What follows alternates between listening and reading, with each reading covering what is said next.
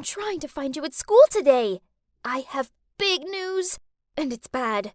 Real bad. Don't leave me hanging. Mom says we're defo moving to California by the end of the month. What? No way! That's a 2-day drive from here. Yeah, I know. But Mom's marrying David. The same David that's scared of spiders, cockroaches, and everything? Yeah, that guy. He's been trying to get her attention for ages, sending her flowers, playing the guitar on her porch.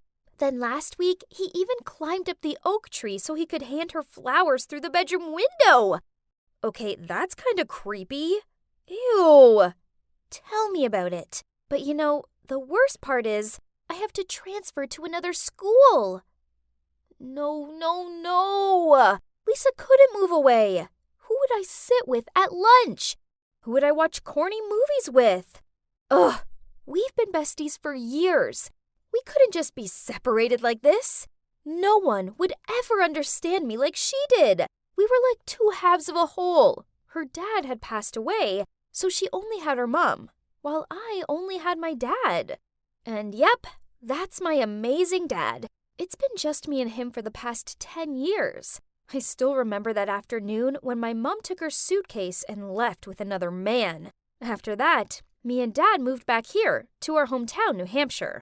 It's only when I got a little older that I found out Mom and her lover scammed Dad out of everything.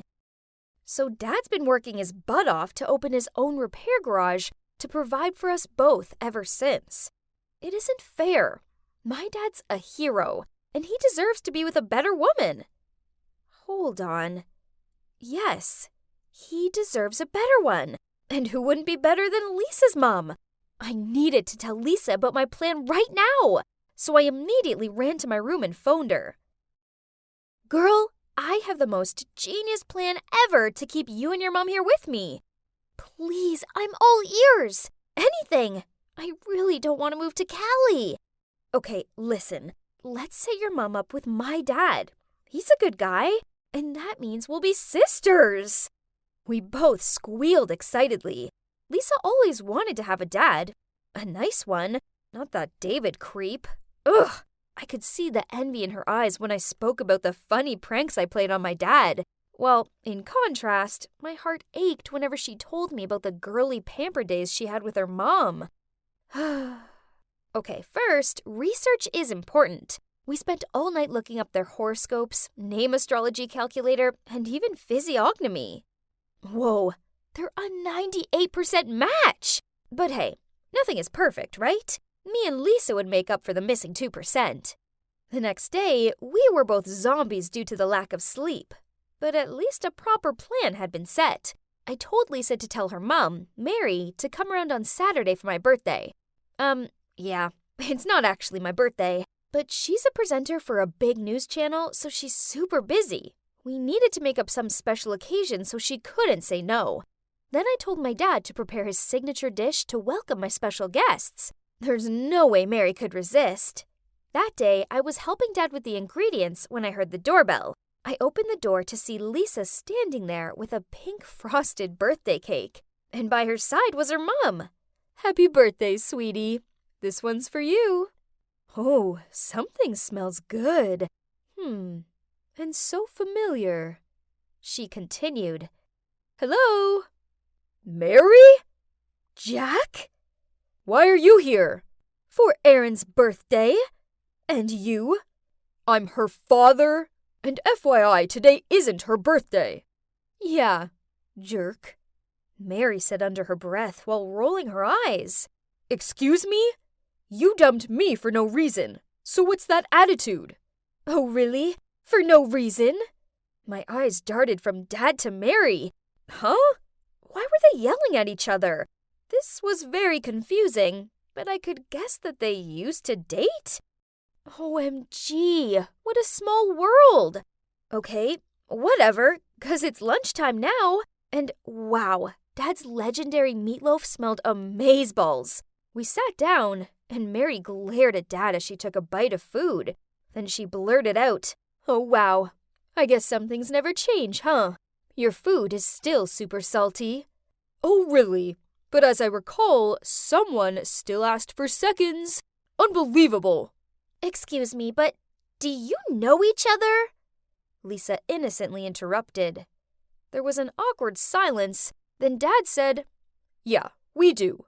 But this is the first time I've seen Mary since we broke up, right after I visited her studio for the first time. Mary looked flustered as she replied, Lisa, you shouldn't have tricked me into coming here. Finish your food, then we're leaving. On hearing this, Dad ordered Lisa and me up to my room so he could talk to Mary in private. Only we hid behind the couch and listened in. Turns out, on that day, Mary took my dad to the studio to watch her first filming as a news presenter. After that, she'd passed by the waiting room and overheard Dad talking to someone. I clearly heard that person ask you how I looked, and you said I was still the same old Mary. Do you have any idea that I spent 2 hours in makeup and was excited to show you? Dad tried to chime in, but Mary wouldn't give him a sec. Worse still, later you even told them you were over the moon I wouldn't be your girlfriend for much longer. Thus, to intercept that, I had to break up with you first. Oh my. So my dad was a playboy or something? Lisa and I swapped confused looks, then continued watching the show. My dad was dumbfounded, and then he said in a helpless voice, Oh, Mary, things were not like that. I said that you look the same because you're always as beautiful as the day I met you. And about the other thing... Yeah? I prepared a ring to propose to you, so you'd no longer be my girlfriend, but my wife. What? So they broke up because of an absurd misunderstanding and lost contact since then. Jeez, I thought adults were meant to know what they were doing. It sure didn't seem like it at times. Mary gave Dad an awkward smile, and they said that they could be friends. Then she told him about David and how she was marrying him on the 22nd of December. No! We couldn't let this happen. There had to be another way of getting them together. But that road was full of thorns and spikes, especially when Dad dropped a bombshell. His new girlfriend, Lucy. A few days later, when I was working on my art project, Dad walked into the room with her. Excuse me? She was wearing this super tight bodycon dress and had at least 7 layers of makeup on. Ugh. Then she even dared to pick up the photo of me with Mom and smirked. Oh, how nice. I rushed over to her, snatched it out of her hands and shouted, Keep off my things! I don't like you! She immediately glared at me. But then seeing Dad coming down from upstairs, she suddenly smiled and hugged me while whispering in my ear, You don't, but you have to. Jeez, what a poisonous snake! But worse, when she left, Dad had this dumb grin on his face, and then he actually asked if I wanted her to be my new mom. Oh no, she'd hypnotized him for sure. In a rush, I called Lisa to tell her about it. She came up with the idea of asking her mom to join us at the Christmas market this week. Bummer. She refused. Apparently she had too much wedding planning to do. Ugh. And if you're thinking it couldn't get worse, then Dad invited Lucy along. So Lisa asked her mom to let her stay with me for a few days, so we could teach this Lucy some lessons. May the pranking commence. That morning, Lucy showed up in this fancy light blue dress and ordered Dad to get her a chocolate-covered waffle. What a shame. I accidentally knocked it all over her outfit. Oops! Then a fake fly somehow fell into her hot chocolate. Her eyes almost bulged out of her head when she drank that. But she just gave us a cunning smirk, then grabbed Dad's arm and cuddled close to him. Unbelievable! But you know, diamond cuts diamond. When Dad went to the restroom, with sparkling eyes, I said, Lucy, I really admire a nice person like you. My dad's only a mechanic with $1,500 a month, but you still love him. So this isn't true. He ran his own business.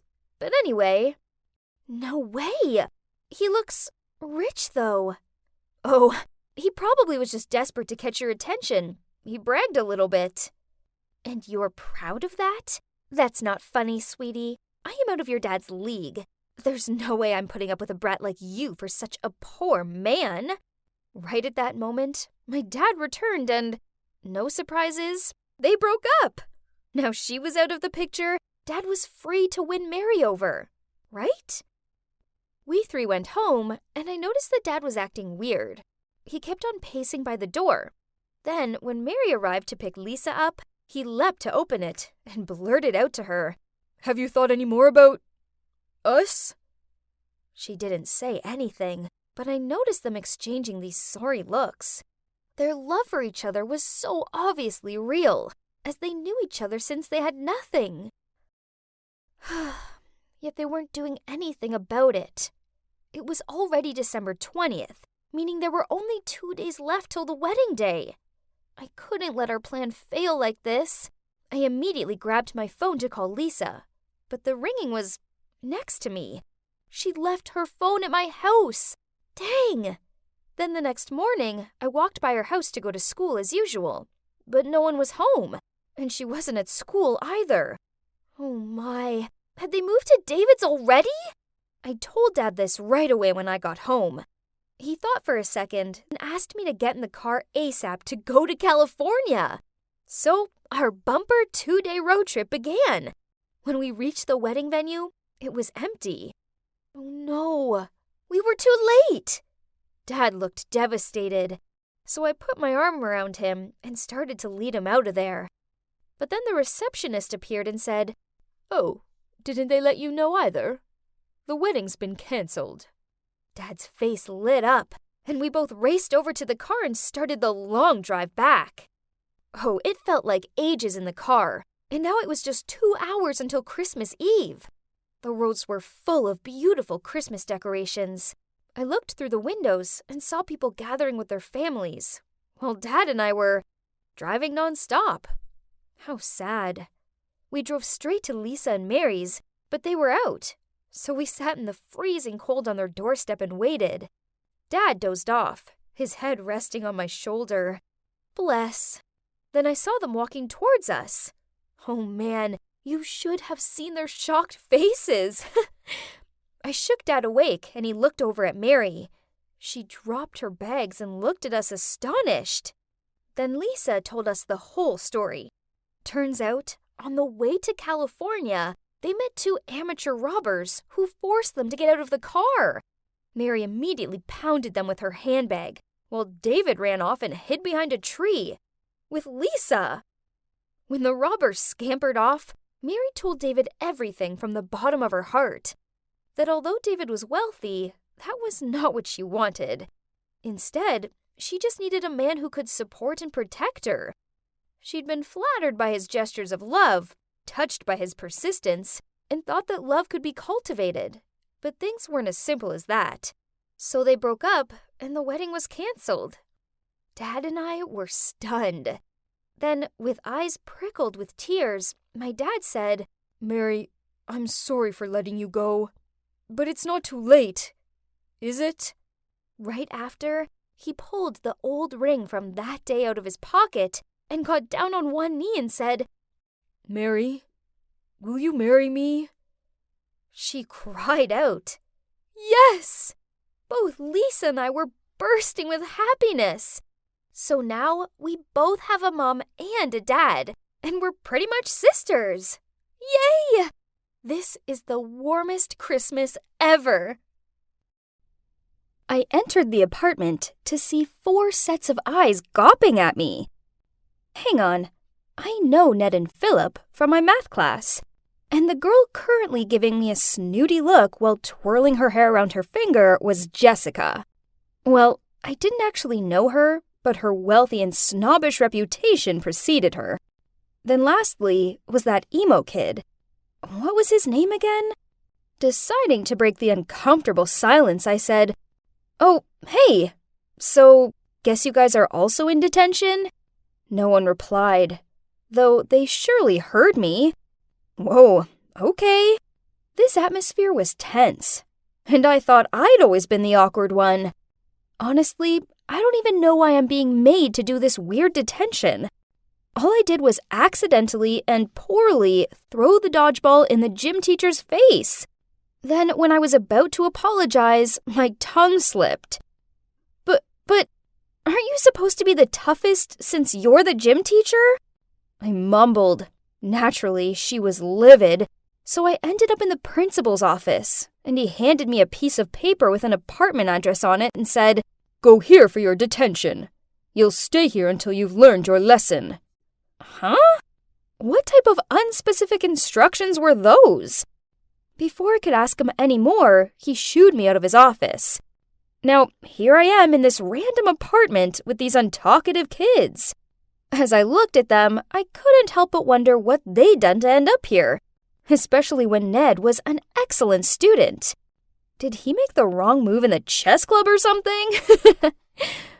We continued the whole staring at each other in silence routine.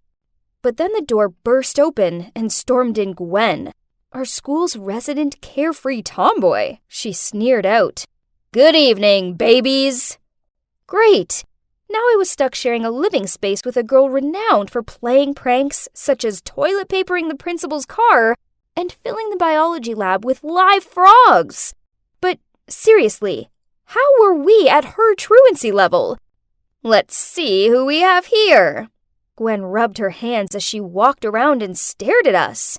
Princess Jessica? Oof, how come? She raised an eyebrow and grinned sarcastically. Just sit down and shut up. Gwen gave him a dirty look. This isn't basketball. You're not the captain here, jock. Then she squared up to him. Ned turned pale. Jessica rolled her eyes, and the emo boy, well, he was busy sketching something and clearly chose to ignore our existence. We'd only been here for less than an hour, and the last thing we needed was a fist fight, so I stepped in between them.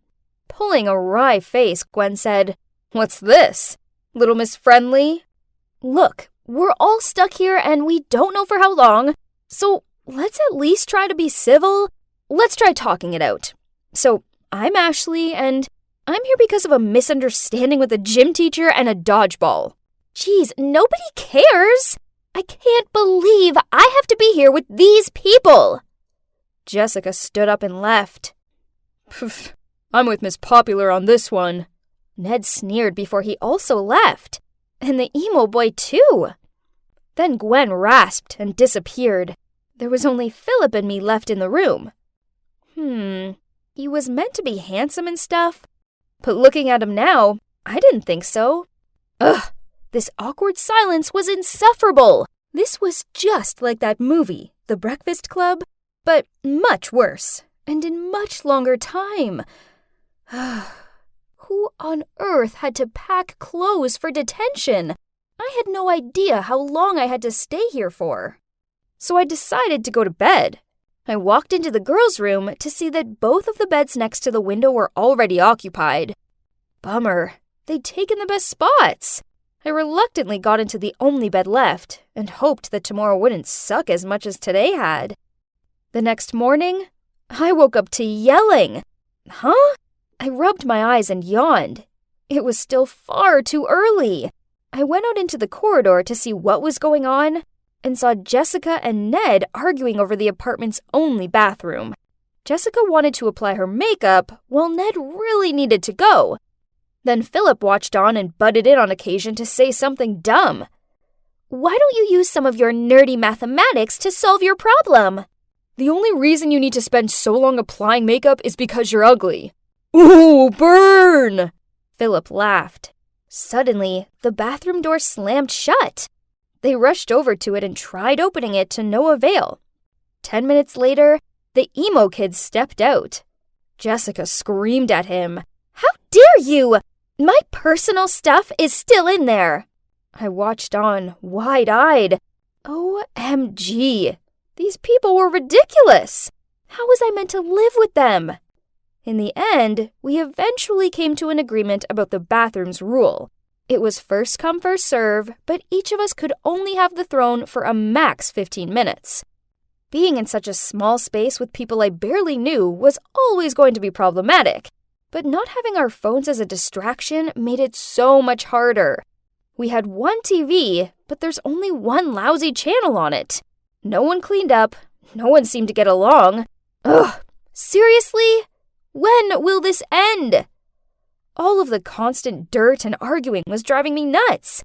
But then the final straw was this one time when I was washing my face, the cleansing foam accidentally got into my eyes to wipe it out. But to my horror, when I opened my eyes, so I quickly reached for a towel, I saw myself holding someone's sock instead. Yuck!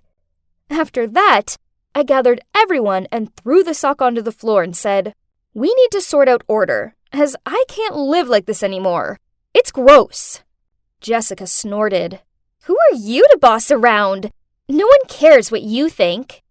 Before I even had a chance to say anything back, Ned piped in that Jessica was just a dumb rich girl who never lifted a finger. Then Gwen jumped up to her feet and started shouting for no reason. Philip gave me this smirky know-it-all look that made me want to scream. Then he actually lobbed a basketball at me, which almost took my head off. Then, ignoring the others, I started shouting at him. The only one who stayed quiet was the emo boy. "You aren't even that pretty. In fact, I've seen more attractive slugs," I heard Ned say to Jessica. That was a bit much, wasn't it?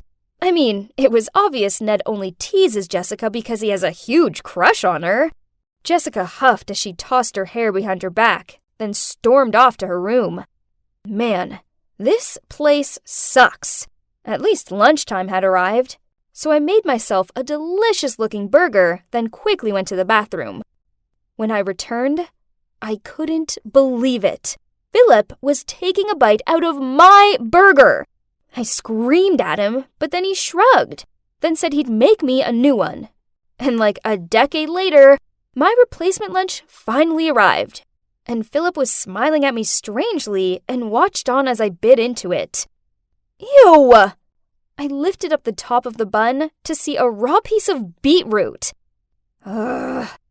I was so fed up with everyone that I went to bed super early that night. Only when I woke up the next day, both Jessica and Gwen burst out laughing at me. I hurried to the bathroom and checked out my face. Oh no. Turns out someone had drawn on my pillow, and now I had ink all over my face. I had to scrub my face for ages to get it off. Then Philip wouldn't quit laughing at me. I knew he was responsible. Ugh! Such a jerk! And on the other hand, we also had the emo kid that I was seriously getting sick of. He never said or did anything. Instead, he just sat there, usually wearing his stompy boots and looking all moody. I mean, why wear those sweaty-looking boots when he's stuck inside? It was about time he spoke up, so I came up with a prank to get him talking. When the emo kid was in the shower, Ned and I filled his beloved boots with mayo. A little later, I heard some loud thump. Then the emo kid did a weird walk across the room with his foot covered in mayo while clutching one of his boots. "Have you lost your mind?" he shouted. And not gonna lie, I was intimidated by this other side of him.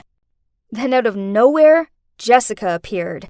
She turned to me and shoved my shoulder. "That was too much, don't you think?" "Oh, no, you didn't. I wasn't gonna let someone like her speak to me like that and get away with it." So I struck a defensive pose and glared at her. We ended up in a stare-off when suddenly I felt arms pulling me back. It was Philip. I tried flailing free of his grip, which caused him to lose his balance, and he accidentally elbowed Gwen. "Oh, you're done, Jock!" Soon, Jessica and I were pulling each other's hair, and Gwen and Philip were shoving each other. It was mayhem. "Stop! All of you!" It was the emo kid. He glared at us with rage. "You're acting like immature brats!" Well, that was unexpected, but I guess it worked, as a few seconds later, we started cleaning up the mess we'd made. We knew something needed to change, so at dinner, we all sat around the table and tried to sort things out. The others were all staring down at their food and not talking, so I decided to go first. So, I'm here because I don't always react well to certain situations. I don't know, I guess I find it hard to make friends. I trailed off. Then Ned spoke up. The only word my mom seems to know nowadays is study, study, study. I feel like all I am to her is a grade. So when I got a B in English Lit, I ripped it up in front of the teacher. That's the story. Jessica flicked back her hair, then said, Try having all the money you could ever want, but the most neglectful parents ever. I bet they still haven't noticed that I've been stuck here with you losers for days now, just because I told some girl her skirt was hideous. I was doing her a favor. Poof. Then Philip blurted out, My father wanted me to be strong and manly just like him. I don't want to be like him, but I'm worried I will be, and that I won't be able to do anything about it. So I skipped basketball practice, got into an argument with coach and my dad, and now I'm in the weirdest detention ever. Gwen sneered. Least your dad's around. Mine does month-long disappearing acts. And my mom's dead. Oh, and I'm here because I put paint in some clown's locker. Serves them right for bad-mouthing me. Her words were followed by an intense silence. Awkward. But I felt like I understood everyone a little better now. Oh, but hang on. The emo kid hadn't said anything. Hey, you. I looked at him. So, what's your story? He shrugged, and I didn't think he was going to talk, but then in a quiet voice he said, I'm Stan. I never knew my dad. My mom isn't around, so I live with my grandparents. I'm here because I ignored the principal, but only because I had earphones in. Oh, I muttered out. Look, I'm sorry about your boots. I'll help you clean them if you like. Stan nodded. Jessica was right. I had been a bit harsh on him. Then Ned gave this awkward smile and said, Jessica, I know I've been a jerk to you, but it's only because I like you. Jessica didn't do so much as flinch. She still kept studying her nails. Probably because having boys smitten over her was already a part of her daily routine. Well, I might like someone too. Phil stretched his arms behind his chair. I guess I like winding her up. He looked directly at me. I felt myself blushing, and I had this weird fluttering feeling in my stomach. But why? My heart started racing. Now what was I meant to do? It took a lot of effort, but I finally got into the military school that I've always dreamed of. I'm now one step closer to being an actual soldier. Ah! Hey, midget, move it. You're blocking my way. What? How dare he? This rude guy deserved a lesson. Suddenly, a hand grabbed my fist. I looked up. Oh, it was some tough-looking guy with tanned skin and bright eyes. He picked up my backpack and said, First, you have to know your enemy. He's Eric. Before I could reply to this boy, he walked off. At that moment, the siren sounded, and I quickly got in line. Choose your groups. You have 1 minute. Looking around, I saw two guys looking as awkward as I did. So I shuffled over to them, and we became a group. Oh, but wait. Why did that guy who picked up my backpack team up with that obnoxious jerk Eric? It turned out our groups would be our roommates, and we were placed in room P02, which was right opposite Eric's room. My roomies are Tom, who was forced here due to his family's military background, and Henry, a notorious playboy who was sent here by his father to stop his opulent ways and learn how to lead a disciplined life. What about me? Well, I'm a girl. My disguise is awesome, right? You see, I have a twin brother, Jack, so I took his identity, and voila, here I am. Ever since I was a little kid, I've loved martial arts and always dreamed of one day becoming a soldier. I thought life here would be great, but it certainly had its challenges. Every morning, whatever the weather, we have to wake up at 5 a.m. and run around the yard. The showers were ice cold, and worse still, 'cause I'm a girl, I had to sneak into the freezing shower block in the dead of night when no one was around, and physical education here is surely rough. Although I train a lot, I'm still always ranked at the bottom. I also struggle to finish the massive meal portions here. Not only do we have to work out loads, but our chores are also endless. Cooking, gardening, ironing, helping out with constructions. I was a novice at these things, so I was super clumsy and messed them up. Luckily, I always had Tom and Henry on my side. Tom is a nerd, and although he doesn't like studying here, his grades are top of the class, and he gives me the answers to the questions I don't know. As for Henry, he gets top grades in PE class, and even though he teases me a lot, he's the one who protects me from Eric. Speaking of Eric, he's a jerk who teases weaker students in school. But he gets away with it for one simple reason. His dad's in charge. And as for that boy that warned me on my first day, yeah, turns out he's called Ellis. I can't quite work him out, even though he often hangs out with Eric and participates in his meaningless dumb pranks. One time, after Eric knocked a younger kid over, I saw Ellis go back and check he was okay. Friend or foe? Who knows? Today we have Taekwondo class. Perfect. I quickly challenged a smug-looking Eric. Too bad he doesn't know I have a black belt. Ha! And as I predicted, I kicked his butt in just 3 moves. K.O. I walked over to my 2 fellows with a big triumphant smile on my face when Henry suddenly rushed forward and pushed Eric down. Turns out he was sneaking up on me from behind. Nice try, coward. But sorry, dude. We 3 always have each other's back. We were laughing about Eric's defeat when the lunch bell went. But, oh no, the room was locked from the outside. Eric has to be behind this. No worries, the food here sucks anyway, Tom said while pulling a bunch of food out from under his bed. Again, Tom? You've already been punished twice this week for sneaking food in here. Suddenly there were noises outside. I went closer to the door to listen when it burst open, and in stepped an officer. I stepped into the corridor to see everybody was gathered around whispering, while Eric was on the ground, looking pale like he'd just seen a ghost. Oh my god. The door of room P01, Eric's room, had weird scratches all over it. It looks like those scratches spell out a word. Jacob. So there's a monster named Jacob. Well, that's comforting. P02! You all missed lunch, so I want 5 laps around the yard. And also 5 points are deducted for bringing in outside food. Ugh. Points deducted again? At this rate, we'd never gain access to the entertainment room. Oh, here we keep scores between rooms, just like in Harry Potter with the house's points. It's quite a competition.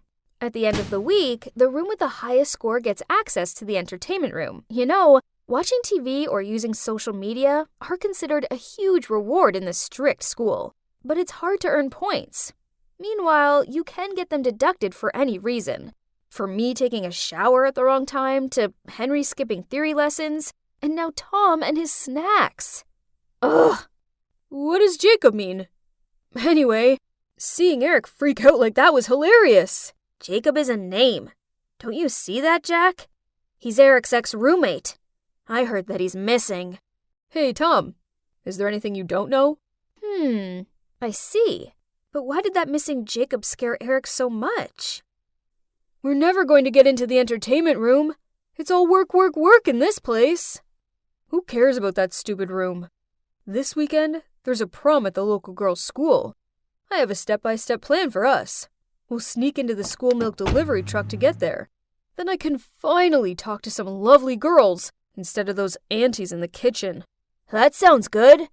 Hey, maybe you'll even find your first love there, right, Jack? Huh, they had no idea. Anyway, the thought of getting out of school for a bit was appealing.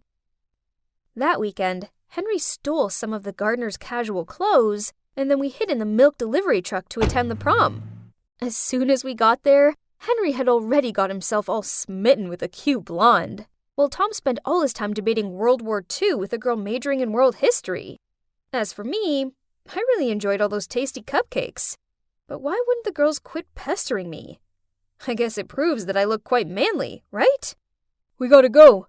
The bus to our school is about to come. Change to your uniform. You have 1 minute. I quickly got changed, then ran after them so fast, I bumped into someone, and we both fell to the ground. I was in such a rush that I could only say sorry, pick up my dog tag, and run out into the road to catch the bus back to school. Where did you guys just get back from? They just helped clean up the cafeteria, sir. I just got back from there. Hearing this, the officer stopped questioning us. But, huh? Why did Ellis help us? Isn't he meant to be on Eric's side? While indulging in thoughts about it, I took out the dog tag from my pocket and was about to put it around my neck. But wait, it's not mine. Look, guys, this dog tag has the name Jacob on it. I quickly showed them the dog tag and explained the incident to them. I must have picked up that guy's tag by mistake. Could it belong to the missing Jacob? Or was it merely coincidence? I mean, Jacob's a popular name, right? The next day, as we were helping to distribute food in the kitchen, there were noises coming from the dining area. As soon as I went out, I saw Eric sitting on the floor, shivering in fear. Next to him was his bowl of soup splattered everywhere. At first, I thought he was playing some tricks to get us to clean up. But no, looking at the way he ran out of the cafeteria in panic, something must have happened. I bent down to pick up the bowl. Oh my God. And it was a dog tag with Jacob's name on it. But the dog tag I took by mistake yesterday is still in my pocket. What's going on? Eric was so preoccupied with the Jacob stuff, he didn't have time to taunt us, so our room got the highest score for the first time, which means we would finally get to experience the entertainment room. But as soon as we reached the lobby of the utility area, something didn't feel right. A bunch of kids were buzzing in front of the entertainment room where the hazy smoke was coming from. Thinking there was a fire, we rushed to put it out. But no, it was only a smoke bomb. Inside the entertainment room, Eric and his friends were fainting. People splashed water on his face, but as soon as he woke up and saw the words Jacob burned black on the wall, he blacked out again. Huh? Who did this? Was it Jacob? Was he not missing after all? Today we have PE, but I'm on my period, so I made up an excuse to go to the school's infirmary instead. On the way, I happened to see Eric with his group of friends. I think Jacob's spirit is back to take revenge on me. You know, that time? I locked him in the old warehouse and he just disappeared without a trace since then. Is it possible that he was... Stop talking nonsense. Maybe someone who knows what happened in the past wants to mess with you. I even took his clothes away. Oh God, he would surely want to haunt me. Oh my gosh, it all made sense now. Suddenly a large hand muffled me, then dragged me away. You better shut your mouth and keep this a secret. It was Ellis, Eric's sidekick. What a faithful servant. What if I don't? Especially since I met Jacob. What did you just say? You don't believe it? Here, I bumped into someone, and he dropped this dog tag. As for the one in Eric's soup bowl, I think it's just a fake. Ellis trembled as he took the tag from my hand and quickly left. Was he going to snitch on Eric or something? That night, while I was having dinner, Eric was back to jerk mode again, and he dumped his leftovers on my tray. The two sides clashed, and we all ended up with an hour's detention. The punishment sucked. They locked each of us in a tiny room containing one chair and left us to think about our wrongdoings for a whole hour. The next morning, the officer knocking on the door woke us up. Eric was missing, and we were the #1 suspects. This was ridiculous. What did his disappearance have to do with us? I told Henry and Tom about the other day when I overheard Eric and his friends. So Eric teased Jacob, so now he'd returned for vengeance? Feeling suspicious, we snuck into the school's abandoned warehouse. Yep, there was Eric all tied up and with a rag in his mouth. It's Jacob! His spirit has returned! He wants to harm me! Help me! Huh! Look at that arrogant Eric being all scaredy-cat. Call me Captain. No. Call me Farther. Then I'll let you go. Tom and Henry burst out laughing. But Eric just stammered and then everything started to go blurry. Then I must have blacked out. When the three of us groggily came round, we saw that the only thing left there of Eric's was his uniform. As soon as we got back to school, we heard from the others about how Eric had appeared in just his tighty-whitey. Everyone gloated to see the overbearing Eric lose his face. From now on, he wouldn't dare tease anyone again. But this was the exact same way Eric used to pick on Jacob. So, Jacob did this? Was he back? Actually, I already knew who was behind all this. You dropped this at the warehouse, right? Ellis looked at me surprised and asked how I knew. We actually snuck into the main office to find information about Jacob before we got to the warehouse. And as soon as I saw his picture, I knew right away there was some sort of close connection between Ellis and Jacob. Call it twin senses. It turns out that Jacob was Ellis's brother. During his time at this school, Eric made his life a misery. But everything was kept a secret because Eric's the principal's son. So, Ellis enrolled at this school to get answers. Ellis took the dog tag back and handed over a picture of me with my twin brother. And this must be yours. I picked it up on the first day of school when you dropped your backpack. You remember? Oh my God. Was this for real? I snatched the photo and quickly put it away when I saw an officer approaching. We should get to know each other better, right? Since we both know each other's secrets. Whatever. Anyway, I don't hate Ellis. And Eric deserved it, so it didn't matter who did that. I turned my head to look at Ellis. He smiled as if he was challenging me. Uh-oh. I had a feeling my life here was about to take a turbulent turn.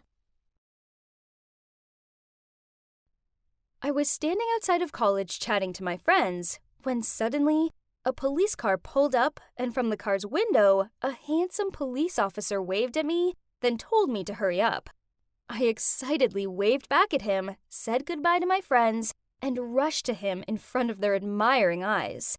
So, I'm Daisy, and the handsome cop is Levi, my amazing, brave boyfriend. We first met at the library in town. I was there for my studies, and he was looking for some crime books. We started dating, and now a year later, we're madly in love. There are so many things that I love about dating a cop, such as seeing him in his uniform. It never fails to make me beam with pride. And I'm not gonna lie, he has abs of steel due to all of his workouts. Swoon! Besides, he has the cutest quirky habits. Like, when we go to a restaurant or the theater, he always scans it first to check if it's safe. But as good as being with him is, there are a few bum points, such as his unpredictable work schedule. Day, night, weekends, you name it, he works it. Then, when we finally managed to plan something, he sometimes got an emergency phone call and had to bail on me. This sucked, especially when it was my sister's wedding. But without a doubt, the most annoying thing of all is his popularity with other girls. They're like moths to a flame around him, especially this one colleague of his, Ellie. One time, Levi brought his colleague Brad over while I was there studying. I heard Brad remark, Levi, I never thought you'd end up with a bookworm. I thought you'd end up with Ellie. Everyone can see you two have a strong connection. Levi tried laughing it off and saying that it was nonsense, but the jealousy rose up in me. By the time Brad left, I was really upset about it, so I packed up my books and went to leave. He stopped me and asked me what was wrong. Trying my best not to cry, I blurted out, "Why aren't you with Ellie? You spend all your time with her." He shook his head, smirked, then said, Ignore Brad. He's a joker. And yeah, I spend time with Ellie. I work with her. But it's you I love, and everyone knows it. In fact, why don't you move in? Then we can spend more time together. My sadness was soon overlapped by happiness, and I jumped into his arms and squealed out, "Really? Yes, for sure!" This was so exciting. I moved in a few weeks later, and at first, living with Levi was the best thing ever. But over time, there were little niggling things that started to play on my mind. For example, one day I was chatting to the new neighbor when Levi arrived home and in a stone-cold voice demanded I go inside. Then he sternly told me never to talk to strangers. But come on, I'm a naturally chatty, friendly girl who loves talking to people and making new friends. I don't know, I guess it was me overreacting? I mean, he was just looking out for me, right? But then his need for control worsened when once I arranged to meet my friends in town. Levi was going to come too, but then he had a last-minute work call and couldn't. When I said I'd just get a taxi, he freaked out and told me I couldn't go. After I got upset about it, he reluctantly agreed to let me go. He called a reputable taxi firm to pick me up, then told me I had to be back by 10 p.m. But after a few drinks, I lost all sense of time. I was just having too much fun. I was dancing with my friend when Levi stormed in, grabbed my arm, and pulled me out of there. Everyone was staring at us, not helped because he was in his cop uniform. I even heard one man tut out, "It's always the innocent-looking ones, isn't it?" It was so embarrassing. At home, I sat there brooding while he got me a glass of water. When he tried passing it to me, I jumped up to my feet and screamed at him, "You're being ridiculous, and thanks to you, everyone in the bar thinks I'm some sort of criminal. I don't need a curfew." "It's not like that," he sighed. But I was so upset, I brushed past him and slammed the bedroom door behind me. I cried myself to sleep. I hated arguing with him. I gave him silent treatment throughout the next day. But then in the evening, he arrived home with a gift box and apologized for making me sad. That was so sweet. I gave him a hug and said, "I'm sorry too." Then I opened the box. It was a really lovely watch. I noticed that it had an extra button on it, but I didn't think much of it. I stared down at it admirably as he fixed it on my wrist. That's how caring my boyfriend was. So I decided to buy him something too. The next day after college, I went to the mall. Suddenly, Levi called me and asked me where I was. I wanted the gift to be a surprise, so I told him I was at home. Crossly, he said, "Daisy, don't lie to me. I know you're at High Hill Shopping Mall. Come home at once." Huh? How did he know that? I gave up on finding a gift and went home. When he got back, I asked him how he knew where I was, and I saw him briefly glance at my watch. Then, he admitted that he had GPS fitted to it, but it was only so he could keep me safe. What? I wasn't a kid anymore. How could he use it to follow me? We had a huge fight, and I told him he was controlling and crazy, and he needed to stop treating me like a little kid. Then I shut myself away in the bedroom.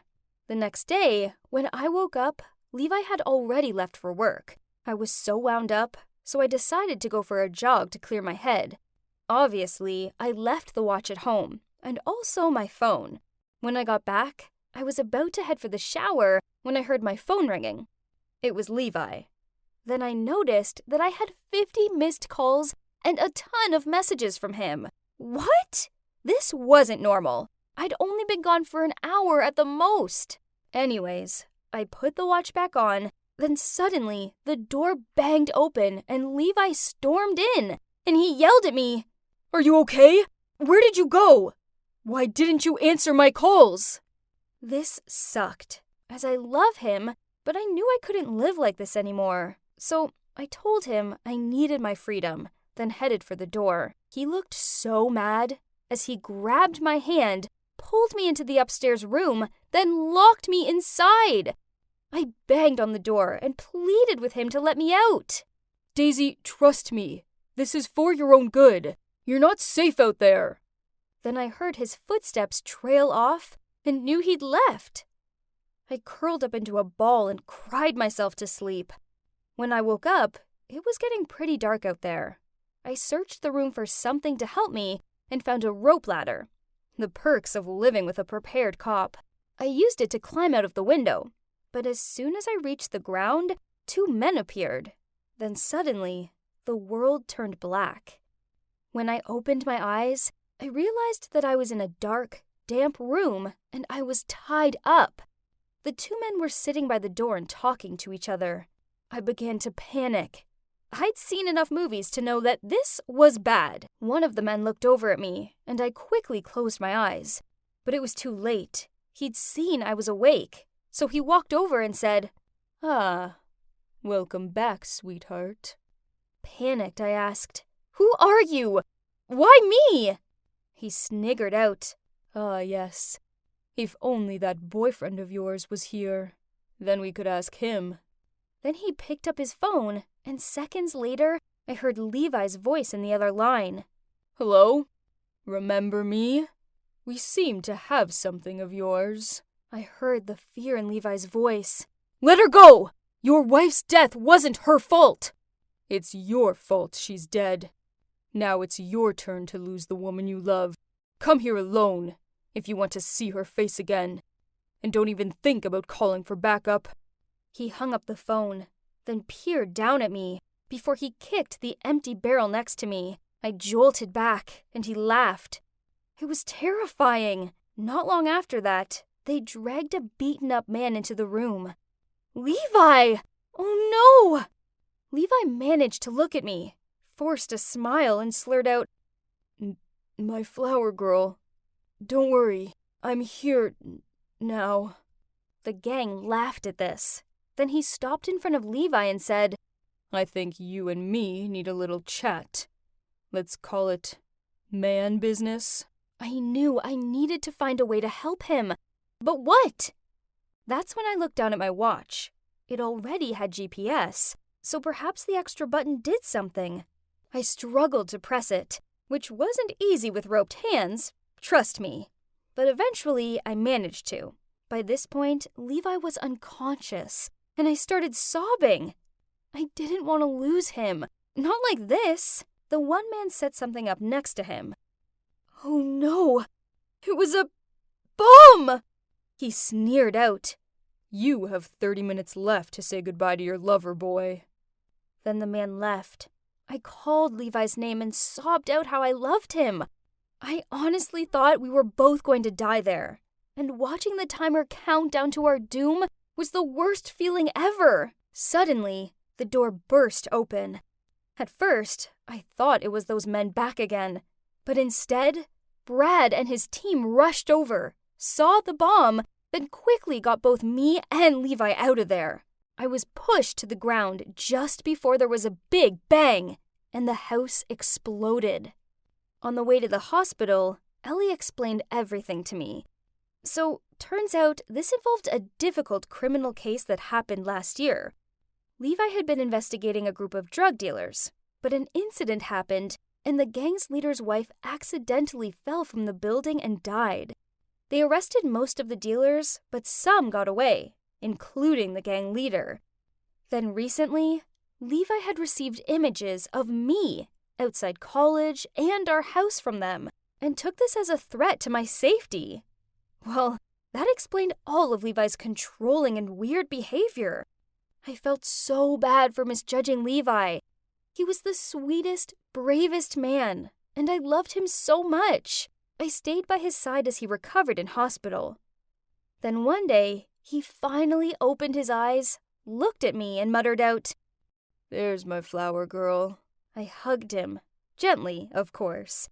It was such a relief to know he was going to be okay. The gang is still out there somewhere, but hopefully they'll catch them soon.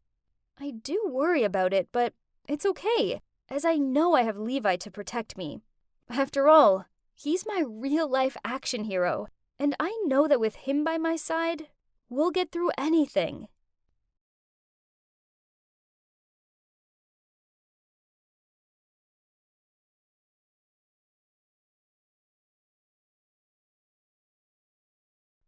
Hello, it's me, Jenny, the maid in disguise.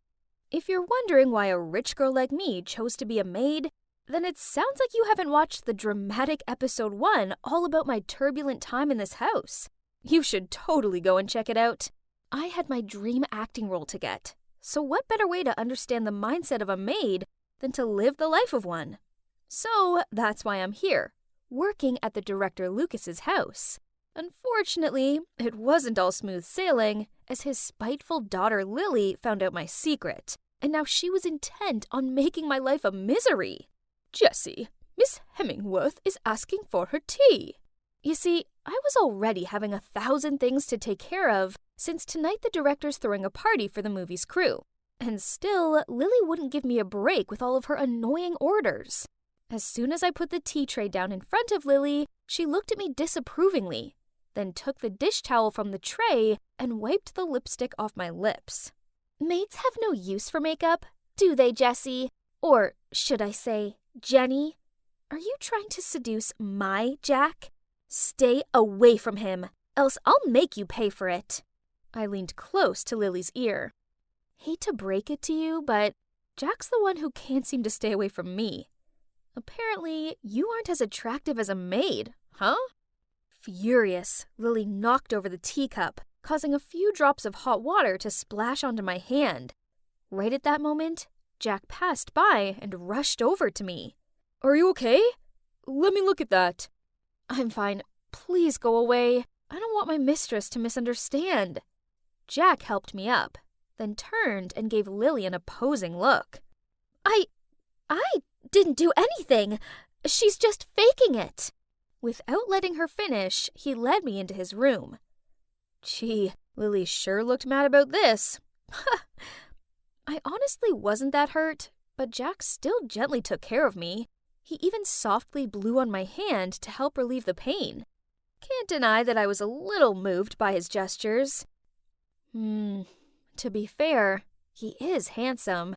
It isn't a stretch that people call him the Adonis of showbiz. Suddenly, I noticed him meet my gaze. Oh no, had he noticed me staring at him?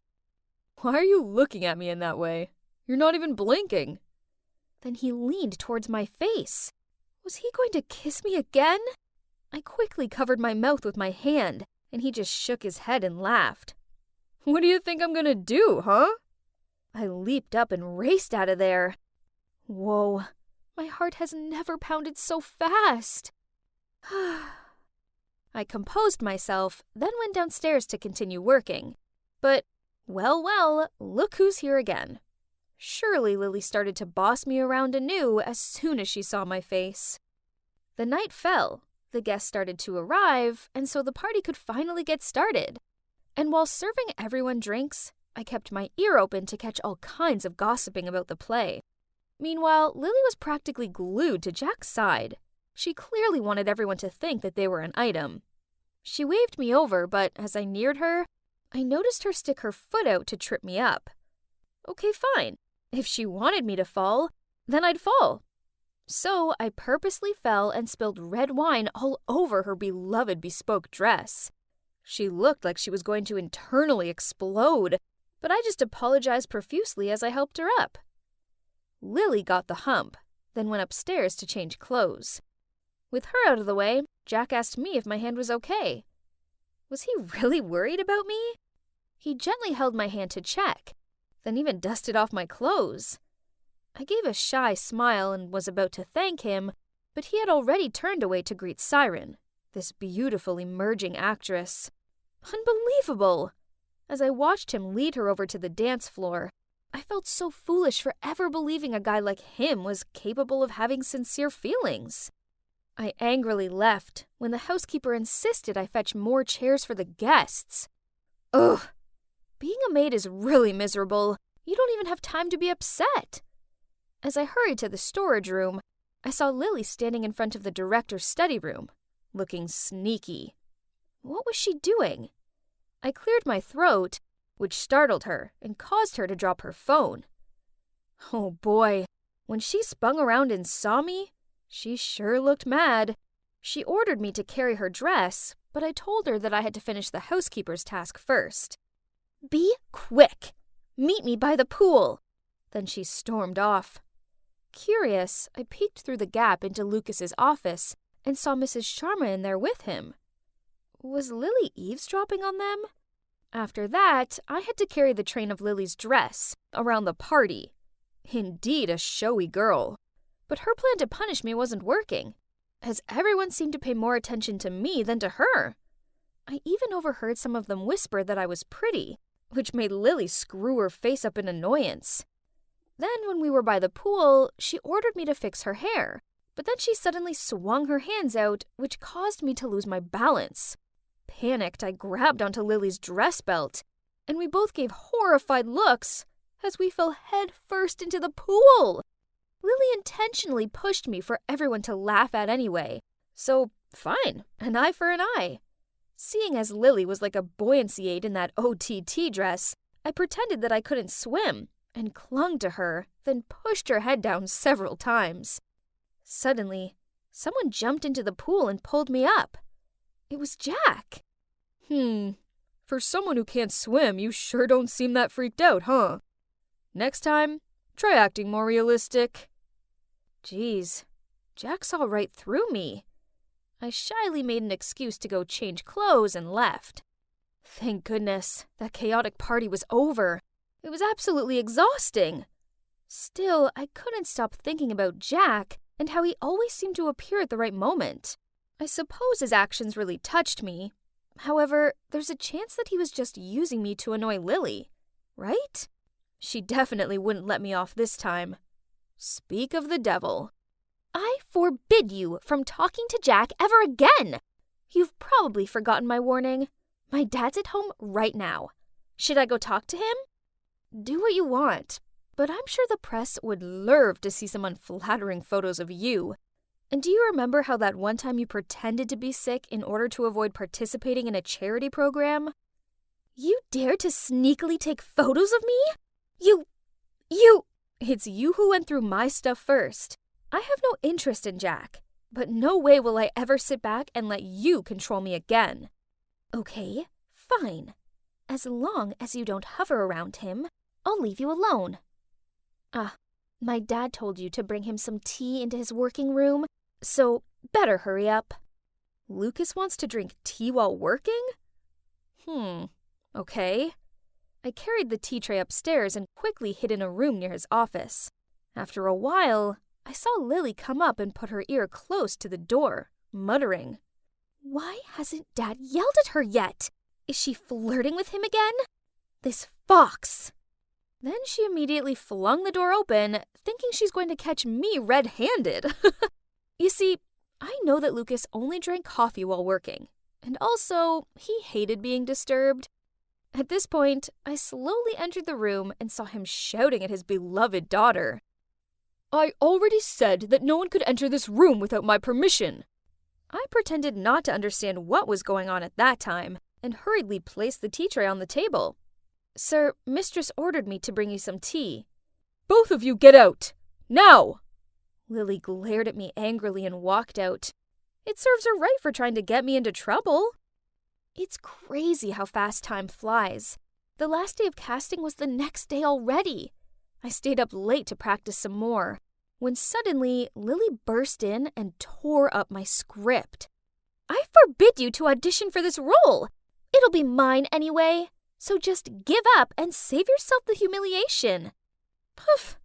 What to do with this delusional girl? The next morning, I woke up early to get ready, but when I went to open my door, it wouldn't budge. Oh no, it was locked from the outside. Lily had to be behind this. I opened the window and peered down. It wasn't too high, so I tied my clothes together into a rope to climb down. But halfway down, a shirt suddenly ripped and I fell into someone's arms. I scrambled to my feet and turned to see Jack. He was rubbing his arm while frowning at me. You love falling into my arms, don't you? I'm in a rush. I don't have time to argue with you. I grabbed my bag and was about to leave when an idea popped into my mind. Can you take me to the studio right away? Jack was a bit surprised at first, but he eventually agreed. I transformed while in the car. I took off my wig and brown contact lenses, put on some makeup, and voila! Beautiful Jenny was back. Jack couldn't help but gape at me in surprise. You... What's going on? But there was no time to explain. We'd already arrived at the studio. I hopped out of the car and hurried inside to audition. The director called my name at the exact moment I entered the set. I quickly regained my composure and stepped onto the stage where Mrs. Sharma was already waiting. I told myself I wouldn't let her frazzle me this time. As expected, she tried to throw me off by changing the situation and dialogue. But I took inspiration from my difficult times being Lily's maid and performed my heart out. When I finished, the whole film set started to applaud. Some of them even had teary eyes, which made me burst with happiness. After a while of discussion, the director stood up and was about to announce the results when Lily suddenly appeared. She turned on the projector and asked everyone to watch an important video. Is she trying to expose me right now? But, oh, it was a video of Mrs. Sharma talking to the director. Jenny Sinclair is my daughter. I only want the best for her. Please accept my request. Oh my gosh. So, the rumor about my mom being a famous actress is true. It was Mrs. Sharma who chose her career over me. I fell to my knees and looked at Mrs. Sharma, whose eyes were full of guilt. Everybody took out their phones to take pictures and videos. My ears were ringing hearing thousands of questions buzzing around. Suddenly, the light went out. In the dark, a hand pulled me out of the crowd. It was Jack. He put his jacket over me and then secretly took me to the car. Jack drove for an hour to a deserted beach. The two of us sat on the sand and stared out at the sea. Suddenly, Jack turned to face me and took my hand in his. If you've decided to become an actress, having to face the public backlash over a rumor, whether it's the truth or not, is unavoidable. No matter what everyone says, you just need to stay true to yourself and believe in the rightful things you did. I smiled slightly at Jack. It turned out that behind this scandalous bad boy image was actually a really brave guy who had been through a lot in this tough industry. Jack took me home after sunset, and as soon as I reached the front porch, I heard quarreling. So I slowly opened the door, kept my ear to the ground, and gently peeked into the living room. Oh my God, Mrs. Sharma is here? Why did you leave her for 18 years, then come back and mess things up like that? You know very well that I did no such thing. You're the one who prevented me from seeing her. I've always watched Jenny from afar. There's not a single photo of her that I don't keep. If you love her, why did you drag her into acting? You want her to have a suffocating life, always being watched by thousands of people, not having a single day of freedom like you? Meanwhile, I can provide her with a comfortable, pressure-free life. I don't want her to be an actress either. I was the one who asked the director not to give her the lead role. I also want her to have a peaceful life. So I've tried everything in my capability to make her fail the casting. Unbelievable. So that's the truth? Dad, why did you hide Mom away from me? Do you know how much it sucked not having a mom? Jenny, why are you here? Just hear me out. I don't want to hear anything. Jenny, let me explain. Miss Sharma, acting is my passion. You abandoned me to chase yours, but now you want to forbid mine? How ridiculous! Both of you keep saying you're doing what's best for me, but have you ever asked me how I feel? I hate you both! I ran to my room, slammed the door, then cried my eyes out until I fell asleep. When I woke up, I saw a bunch of notifications on my phone. Turns out Miss Sharma went live and publicized her side of the story. The article showed the room full of my pictures from baby to grown-up. She talked about how when she divorced my dad, even though she loved me dearly, she thought he'd be able to provide me with a better life, so she gave him full custody. So, it turns out I do have a famous actress mom, and she does love me. I guess it must have been hard for Mom, and she must have suffered a lot too. Looking at the pictures of my childhood preserved by her, tears welled up in my eyes. At that moment, my maid rushed in. "Miss, congratulations! They picked you!" The maid showed me the phone screen. In front of me was an article titled, "Jenny Sinclair chosen as the servant's leading lady." I rubbed my eyes in disbelief. This is real, right? It's real, miss. Look, even your casting clip has reached millions of likes, and the comments are full of praise for your method acting. Everyone supports you. I jumped up and hugged my maid, tears streaming down my face. Finally, I've achieved my dream. So, what now? Well, as you can see, I made it. This is the movie premiere. I'm here with my mom. She accompanied me on set and taught me a lot. Suddenly, a firm hand wrapped around my waist from behind. It was Jack. He's always playfully sweet like that. The three of us posed for photos and greeted our fans. The media these days keeps shipping me with Jack. They say we're a case of on-screen romance turning into real-life lovers. But, that's not quite right, seeing as we actually fell in love before filming even started. Oh, that person over there. Is that really my dad? Oh my, today is indeed the happiest day of my life. Having Dad's support for my passion like this means everything to me. I'm well on my way to becoming an excellent actress like my mom. Or, who knows, maybe even better.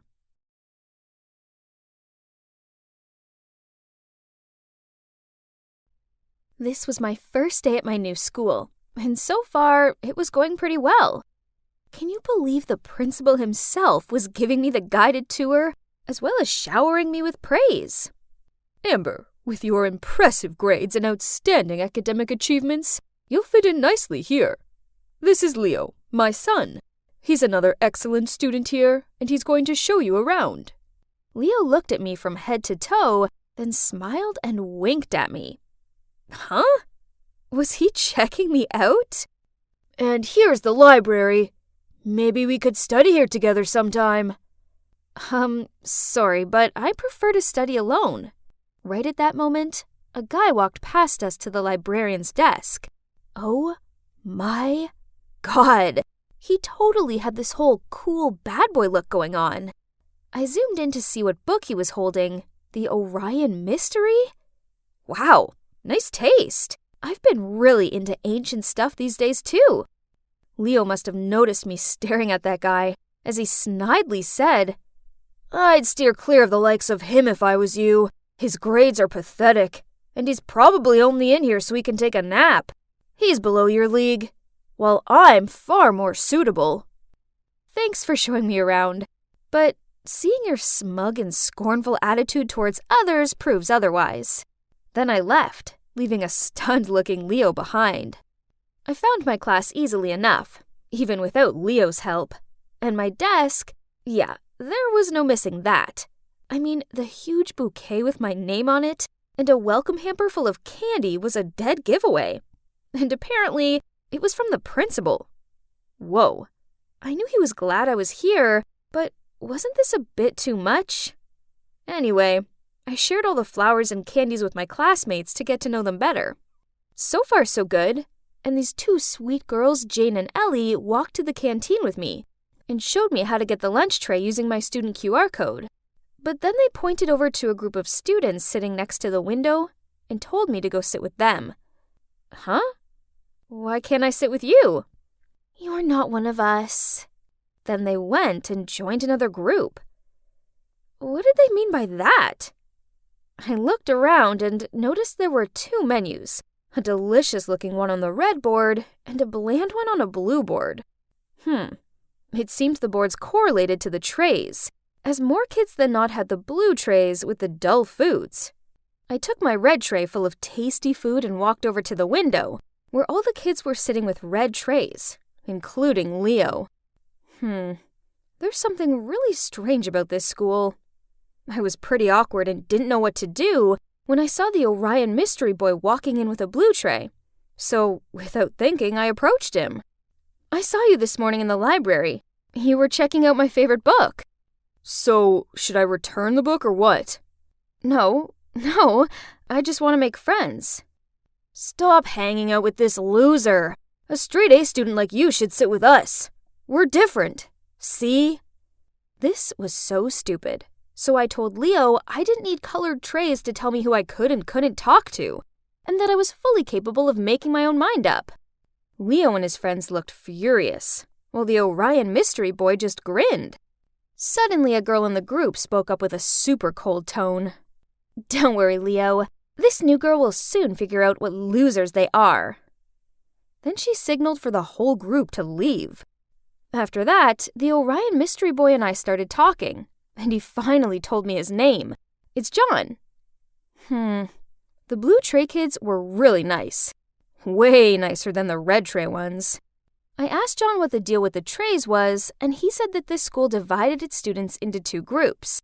The red were top achievers, and therefore got better food, cleaner spaces at the canteen, just everything. while the Blues were made to eat bland food and squashed into the corner of the canteen. Poof! This whole thing was dumb. So I continued hanging out with John and his friends. Only Leo and that girl he was with, Quinn, didn't approve. Turns out she's the best student around here, and that made her the leader of the Reds. On many occasions, Quinn and her minions had pulled me aside after class to tell me I should stay away from the Blues. But I didn't care. Then one day, the school announced that it was looking for the next school president. I wasn't that interested in it, but my friends were eager for me to sign up. If you're president, then you could make things fairer around here. Right. Better food, better tables and chairs. Please, we need you. Well, they did have a point. I really wanted them to have better things. And I suppose being school president would look good on my profile. So I signed up. But wow, I didn't think I'd be this popular. My friends completely supported me, made colorful banners, and helped me come up with catchy slogans. And you know what? In the end, I got to the final round. Whoop! Now all I had to do was beat Quinn. But then something awful happened at the school. I arrived to find a bunch of students gathered around something. I squeezed through the crowd and... oh my God. The principal's beloved portrait was covered in red paint. Then across the loudspeakers, 2 names were called to the principal's office. John's and mine. Do you 2 know why I've summoned you here? John and I shared confused looks. No, huh? My portrait has been vandalized, and I know that Amber, you were the last one who passed the security guard yesterday. And John, you were caught on CCTV climbing over the back gate. Can you both please explain what you were doing so late at school? I couldn't find my math book, and I have an important math test coming up. So I came back to try and find it. And what about you, John? I knew it. An exemplary student such as Amber would never do such a thing. But a troublemaker like you, on the other hand, you're expelled. I didn't do it. Please reconsider, sir. Please give me some time so I can find the one who's responsible. Very well. Seeing as it's you, Amber, I shall allow you 1 week to prove this boy's innocence. Him, or his guilt. When we left the office, I asked John why he was sneaking about the school late at night, but he got all defensive. I had a thing, and it's none of your business. If you want to believe it was me, then do. Didn't you see what I just did? I defended you. Can't you just tell me? I had a thing, okay? My thing that you don't need to know. Then he left. I stood there feeling confused when Quinn, Leo, and their group walked towards me. Don't waste your time with him. Sooner or later he's gonna be expelled. Right, Quinn? But Quinn ignored him, then gave me a dagger look. I'm gonna say this one last time. Stay away from him. Then they all left. Why was Leo so sure that John would be expelled? I know they all hated John, especially Quinn. Could it be that they framed him? Well, there's only one way to find out. I needed to keep a close eye on Quinn and see what she was up to. So after school, I followed Quinn all the way to the harbor. It's like she was waiting for someone. What on earth are you doing? My God, I had to press my hands over my mouth so I didn't start screaming. Turns out he noticed that I was following Quinn, so he followed me too in case I do something stupid. Suddenly, Quinn took her phone out to call someone. But then a strange thing happened. John's phone started vibrating.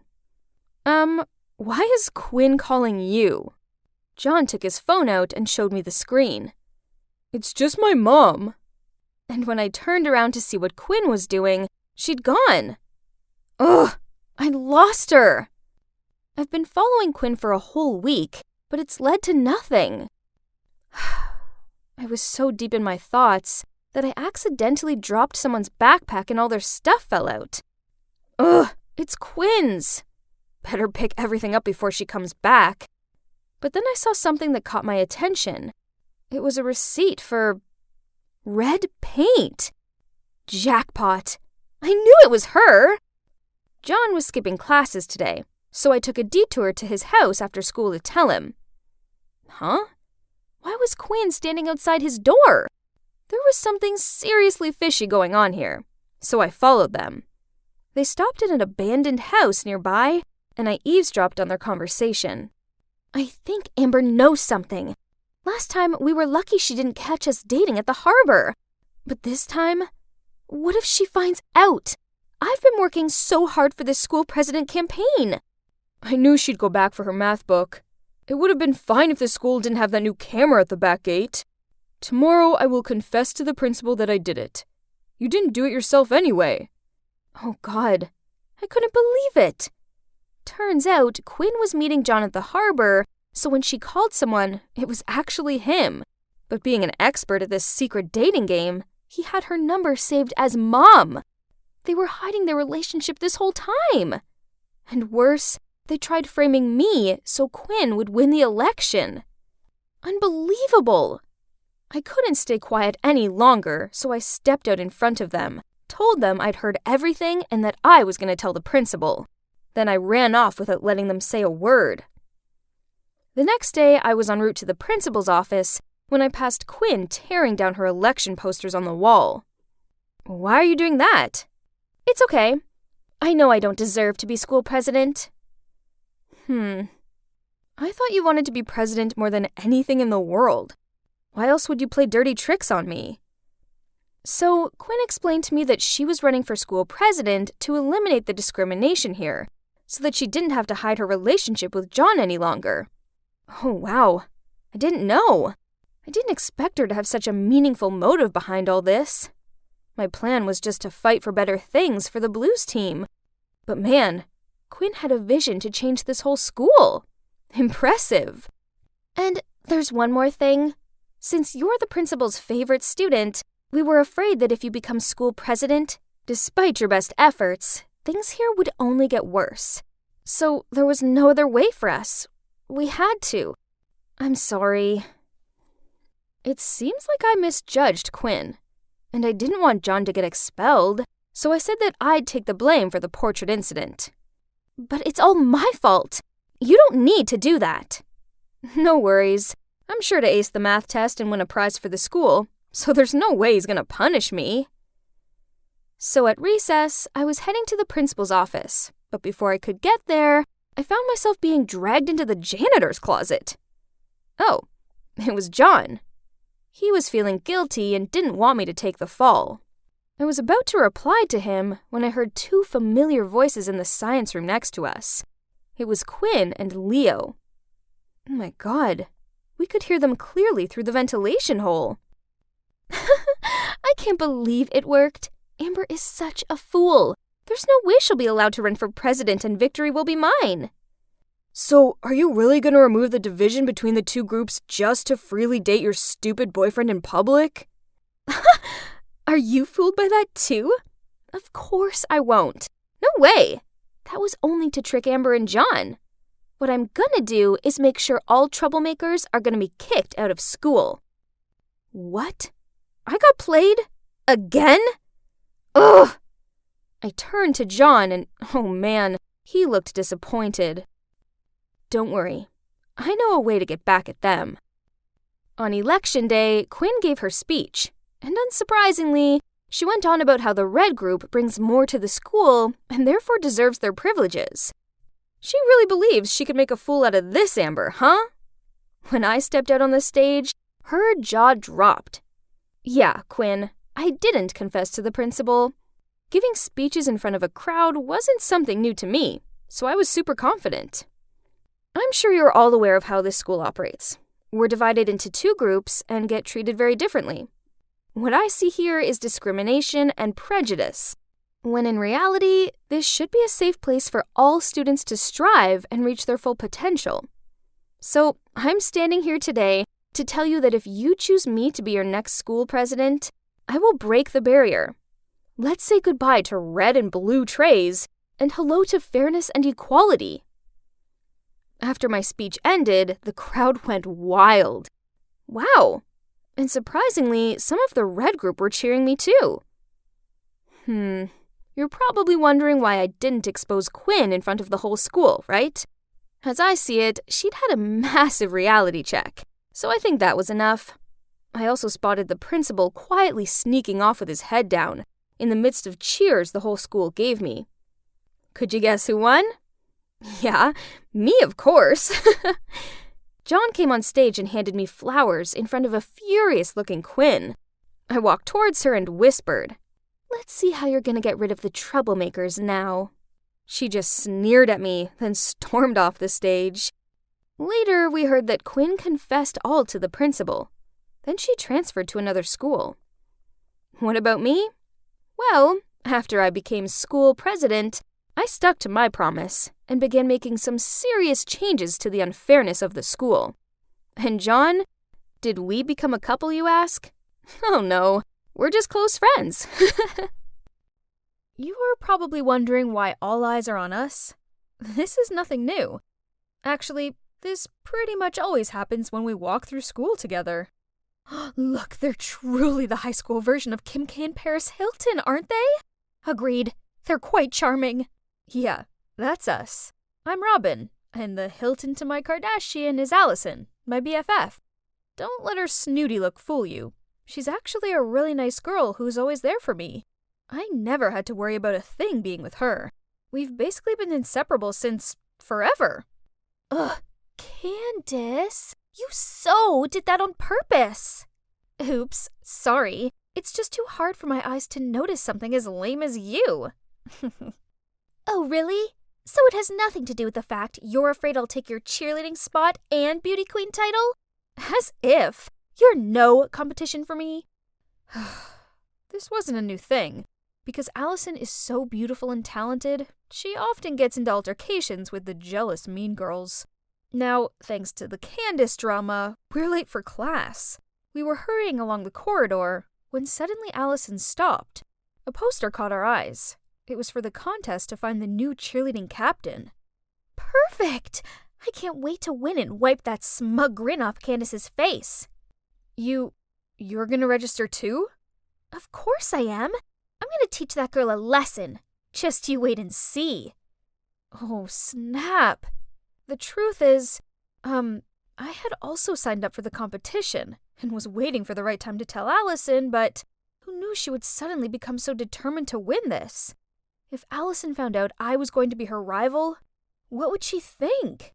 Oh, what should I do? I don't want to upset her, but I really need to win this competition too. Why, you ask? It's for one person. It was him, Steve, the basketball team captain, and also Allison's cousin. I've had a huge crush on him, but the problem is that he's not exactly short on fangirls, including Candace. I'd never be as forward as her, so I just watched him from afar. But what if I'm no longer a nobody and become the cheerleading captain? Then Steve would notice me, and I'd be confident enough to open my heart to him. Right? But things were way too difficult when I have to face up to not only Candace, the resident mean girl, but also Allison, my BFF. Great! It's true what they say. Putting something off will definitely come to bite you eventually. As I was having lunch with Allison in the cafeteria, Candace and her friends stopped in front of our table. So, you think you can compete with us? Go on then. Eat up and grow strong, little girl. If you have a problem with me, then deal with me. Leave my friend alone. Okay, princess. Not everything is about you. I'm talking to her. Oh, wait. Look at this lost puppy. Hasn't Robin right here told you that she's also competing for the cheerleading captain position? Then Candace and her friends left, leaving me to face Allison's surprise and anger. I was planning to... You really want to compete against me? I just want to try. Wow, I've never expected you to stab me in the back like this. Unbelievable! Then she stormed off, leaving me there feeling dumbfounded, staring at my ruined lunch. I know I should have told her in the first place, but her reaction was way worse than I expected. For the rest of that day, I couldn't find her anywhere. Not at school, not at her house. So before going to bed, I texted her saying how sorry I was, and that I also had my side of the story, which I would tell her all about, but only after the contest. This was just a little misunderstanding. My awesome Allison would forgive me by the break of dawn, right? But nope. After that, Allison started treating me like I was invisible. No matter how hard I tried to talk to her, she wouldn't listen and just said, "I don't need any explanation, backstabber. Drop out of the contest, then we'll talk." Drop out? No way! I mean, I really need this. And, hang on, why couldn't I try out? So what? I kept it a secret from her. Was I supposed to tell her every single thing that I did? It was so upsetting to see us falling apart like this. But I had to sort out my priorities too. So as heartbreaking as it was, I had to put aside this temporarily broken friendship to strive for the biggest goal right now, the captain title. I poured all my focus into cheer practice and often stayed late so I could hone my skills. All my hard work paid off when the teacher complimented my technique. Meanwhile, Allison only received negative feedback. I turned to give her an encouraging smile, but she gave me a hateful look back. Did she think I was the cause of her poor form or what? I was about to leave when Allison walked in. I said hi, but she just ignored me. Seeing that, Candace didn't miss her chance to mock us. "Being betrayed by your best friend must suck. Oh dear, if it was me, I wouldn't be able to go to school." Allison angrily slammed the locker door shut and walked straight out of there, while Candace and her friends were laughing. Ugh, they were the worst. The day of the competition finally came and I was so nervous. But hang on, I couldn't spot Allison anywhere. I was trying to look for her when I heard my name over the loudspeaker. It's my turn already. I was backstage on standby when suddenly I heard someone talking about Allison having an accident and not being able to attend the competition. Oh my god, Allison. Is she okay? But before I could run over to ask them more questions, I was pushed out to the stage. The music was already playing, but I felt too overwhelmed and anxious to start. Sensing my nerves, the whole stand gave me a round of applause to cheer me on. I looked down at the audience and took a deep breath, tried to concentrate, and started my performance. As soon as the music ended, the whole room burst into endless applause. The judges nodded and smiled at me. I was too worried about Allison to celebrate, so right after my performance, I rushed over to her house to check. But she didn't welcome me at all. "How dare you show your face here? Not after what you did!" "What do you mean? I heard that you fell, so I rushed here right after the competition." "Stop the act. I know you snuck up behind me and pushed me yesterday. Thanks to you, I had to quit the contest." What is she saying? Allison disappeared off upstairs. I rushed over to help her, but she pushed me over. "Go away! We're not friends anymore."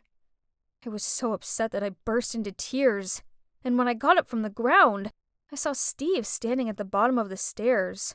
Did he see it all? I was so embarrassed that I fled as quickly as possible. And things didn't stop getting worse.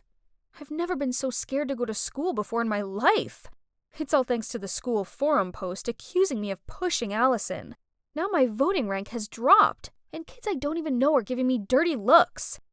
Suddenly Steve came up from nowhere and started talking to me. "Allison hasn't been in a right mood recently. I'm sorry on her behalf." This was not a dream, right? Steve had never bothered with me before, so why now? "For you, this is a lucky pouch containing feng shui gemstones. If you wish for something, confess to the pouch a sin of yours, and the wish will come true. It's proportional to each other. The bigger the sin, the grander the wish. But use it carefully, as either opened or overused, it will weaken its energy." I watched as Steve turned his back and left. This was such a sweet thing for him to do, especially as everyone else was treating me like I was a walking plague cloud or something. But did this pouch really have magic powers? I guess there's only one way to find out, right? I call upon the magical powers of this pouch to confess that I purposely hid the flashy dress Mom bought me, then lied that I'd lost it so I wouldn't have to wear it. I'm so sorry. I wish I'll get a good grade for my chemistry test tomorrow so she'll be happy. After making the wish, I carefully put it in my backpack, hoping tomorrow during the test it would work. But no, the last question was pretty much impossible. I sighed, thinking the A was about to slip out of my hand, when suddenly Kevin, the smartest guy in class, threw me a piece of paper when the teacher didn't notice. I stealthily opened it. Whoa! It was the answer to that one question I had left. I quickly filled in my paper without thinking any further. A few days after, I got my test results, and I couldn't believe my eyes when I saw an A in front of me. It must be the powers of the magic pouch, as normally Kevin didn't even talk to me. Fascinating. And so, I made a few more wishes, and they all came true. Once I even confessed that I accidentally spilled water and damaged my computer, and wished Mom would buy me a new one. Unbelievably, 2 days later, Mom bought me a MacBook and said it was an early birthday present. This pouch was a miracle, so it was time I used it for my most important wish. I call upon the magical powers of this pouch to confess that I kept this secret from Allison and practiced every night, then signed up for the cheerleader competition. I want to win just because I long for Steve's attention and to gain the confidence to confess to him. Please help her recover quickly and for us to make up and be as close as ever. After wishing, I breathed a sigh of relief. It felt good to finally get this all off my chest. The next day after school, I was pretending to be walking past the basketball court as usual when Steve called me over and handed me a bottle of juice. Looks like the pouch really exerts its power. Actually, Robin, there's no magic. I just snuck a MIDI recorder in that pouch to figure out if you were the one to mess with Allison. I'm sorry. What? In that lucky pouch is a mini recorder? So it also means he heard everything, including my love confession? I blushed cherry red and didn't know how to react when he suddenly sighed. Hey, do you suspect anyone? I still want to find out who the culprit is. Candace? She has a grudge against Allison. Candace. Then I have a way. See you around. Since I found out that Steve knew I liked him, I've been wondering why he didn't give me a reaction back. Maybe his silence is rejection? As soon as I entered the cafeteria, I saw the crowd rushing around. Oh my god. It's Steve and Candace with linked arms. Wait, what was that in her hand? It sure looked a lot like a lucky pouch. Could it be? While Candace wasn't paying attention, Steve turned his head around, smiled, then winked at me. Oh, that's it. Steve was just acting so he could get information from her. The day after, Steve invited me to the treehouse in his garden to listen to Candace's recording. But it turns out, Candace was not the culprit that caused Allison's accident either. She just admitted to some nonsense slurs and pranks and wished to win the championship, and for Steve to love and spoil her. Then who is it? Somehow Allison keeps insisting it's you. How about you give Allison the pouch? I want to listen to her feelings too. And so, the magic pouch was also passed on to Allison. The next evening, after my late practice, Steve and I went to the park nearby to listen to Allison's confessions. Dear magic spell pouch, I actually didn't fall. Robin was getting so good and I wasn't confident that I'd win and losing to her would be humiliating. So, I spread the news that I had an accident so I didn't have to participate and blamed everything on her. Everyone loves her. Even Steve has a secret crush on her. While me... What? That means it was all planned by Allison? And Steve had a crush on me? Is that true? My thoughts are all over the place right now. Then before I could blurt out a word, he took my hand to go to Allison's house. What is this, Allison? Can you explain this? So what? Why does such an ordinary girl like her get so many good things? I deserve it, not her. Allison, why? Without even letting me finish my sentence, Allison slammed the door shut. At least I knew the truth now, right? Even though it sure was ugly. I really have nothing left now. I lost my best friend, and with only one more day until the voting for the contest comes to an end, it looks like Candace will win. But as soon as I stepped into the classroom, everybody rushed over to me and waved their phones in my face. Huh? Oh, there's a new post on the school forum. It turns out that Allison shared the truth. and even apologized to me. I knew it. My bestie is always a very kind person. Thanks to that, my vote soared and got to first place. And this is the moment I've been waiting for. The new leader of our cheerleading team is Robin Smith. Through my ecstatic grin, I noticed someone standing from afar. It's Allison. Seeing me, she hurried away, but luckily I was able to catch her up. Allison, thank you. I'm sorry for hurting you like that. No, I'm the one at fault. Although it was awkward at first, we soon got past this, then managed to talk straight to each other. Allison apologized for everything, then she congratulated me and gave me a hug. Oh, right. Now that I'm the winner, I can confidently confess my feelings to Steve, right? No need, because he already did that to me. Thank you for staying beside me. But, Steve, I still wonder how that bag could fulfill all my wishes. The other things are understandable, but the MacBook was unreal. Yeah. I may have called your mom pretending to be the teacher and told her that a MacBook for studying was compulsory.